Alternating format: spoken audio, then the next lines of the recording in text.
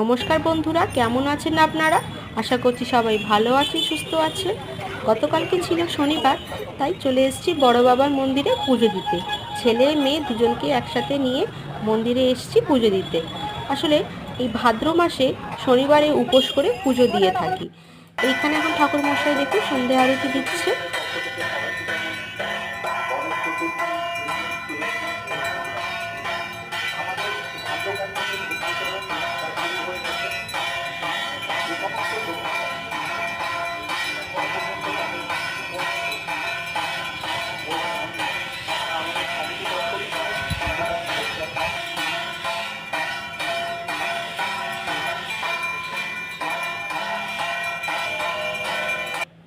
সারাদিন উপোস করার পর দিনের শেষে এই সিন্নি প্রসাদ মাখা যেন অমৃতর মতন লাগে।